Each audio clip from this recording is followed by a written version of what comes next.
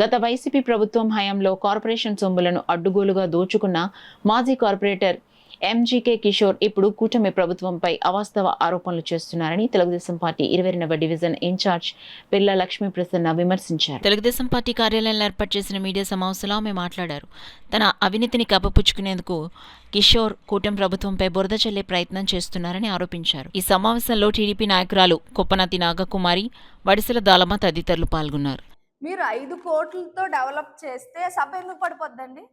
అంటే మీరు డెవలప్ చేయలే, మీ ఫోటోలకి మీ అన్నీ వేసుకోవడానికి ఆ డబ్బును యూజ్ చేసి మీరు తినేసారు డబ్బంతా. అంతేగాని మీరు డెవలప్ చేస్తే ఆ సభ అంత బేగా పడిపోదే. మళ్ళీ ఇప్పుడు మేము చేయలేదని మా మీద ఏదో మాట్లాడాలి కాబట్టి చెప్తున్నారు. చిన్ మార్కెట్ షాపుల్ని కొండబాబు గారి హయాంలోనే పగలగొట్టి కట్టిస్తానని హామీ ఇచ్చి స్మార్ట్ సిటీలో నిధులు తీసుకొచ్చారు.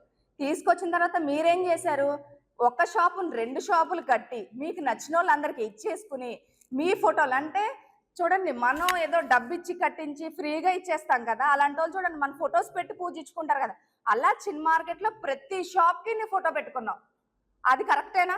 నువ్వు పెట్టి కట్టించావా? నీ డబ్బు పెట్టి కట్టించావా? నువ్వు ఏమన్నానే కొన్ని నీ తాత డబ్బు ఏమన్నా అక్కడ పెట్టారా? నీ ఫోటో ఎందుకు పెడతారు అసలు? నువ్వు 5 కోట్లు దీనికి ఖర్చు పెట్టి ఉంటావు. చిన్ మార్కెట్లో ఈ ఫొటోస్ కోసం ఖర్చు పెట్టి ఉంటావు 5 కోట్లు. అదైతే నెక్స్ట్ మా కమ్యూనిటీ హాల్ది గొల్లపేటలో కమ్యూనిటీ హాల్ కరెంటు బిల్లు ఎంత 38,000 ఎంతో పెండింగ్ ఉంది, మేమే తినేస్తున్నాం ఆ డబ్బు అని చెప్పేసి చెప్తున్నారు. అసలు ఆ కమ్యూనిటీ హాల్ ఎలా వచ్చిందండి అక్కడికి? కృష్ణుడి గుడి కమ్యూనిటీ హాల్ 2 ఎలా వచ్చినాయి? కొండబాబు గారి హయాంలో ఆయన వేరే అక్కడ ఏదో జరుగుతుంటే దాన్ని తప్పించి ఇక్కడ మీరు గుడి కట్టుకోండి, ఇది యాదవస్ కమ్యూనిటీ హాల్ కింద వాడుకోండి అని ఆయన చెప్పారు. అప్పటికి అక్కడ బిల్డింగ్ బాగానే ఉంది. ఆ బాగానే ఉన్న దాని మీద మేము యాదవాస్ కమ్యూనిటీ హాల్ కింద యూజ్ చేసాం. కృష్ణుడు కూడా మేము పగలగొట్టి మొత్తం అంతా చందేసి కట్టించుకున్నాం. నీ స్వార్థం కోసం, అంటే నీ కమిషన్ కోసం నువ్వు బాగున్న బిల్డింగ్ని పగలగొట్టి కమ్యూనిటీ హాల్ కట్టిస్తాను, అది ఏమని హామీ ఇచ్చి తీసుకున్నాడు తెలుసా అండి? యాదవాస్ కమ్యూనిటీ హాల్ కట్టించి మీ యాదవాస్కి నేను ఇస్తానని చెప్పి తీసుకున్నాడు. కానీ మా యాదవాస్కి ఇవ్వలేదు. అంటే యాదవాస్కి ఇస్తే మా దగ్గరే ఉండిపోతుందేమో, అంటే మా యాదవుల దగ్గర ఆ తాళాలు ఉండిపోతాయేమో అని చెప్పేసి తనకి నచ్చిన వాళ్ళకి ఇచ్చుకోవడం కోసం తను యాదవాస్ కమ్యూనిటీ హాల్ అని ఇవ్వకుండా, అప్పటికి ఓపెనింగ్ 2 రోజులు ఉందనగా కూడా మా వాళ్ళందరూ వెళ్ళి అడిగారు. అంటే మేము అడగలేదు, మా వాళ్ళందరూ వెళ్ళి అడిగితే తను ఏం సమాధానం చెప్పలేదు. ఏ సచివాలయం మా వార్డులోనే ఉంది. బి సచివాలయంకి వచ్చేసరికి 23వ వార్డులో 22వ వార్డులో ఉంది. అది మాకు కిలోమీటర్న్నర వస్తుంది అక్కడికి. మా ప్రజలు అక్కడికి వెళ్ళడానికి ఎంతో ఇబ్బంది పడుతున్నారు. గత 5 సంవత్సరాలు కూడా అక్కడే ఉంది.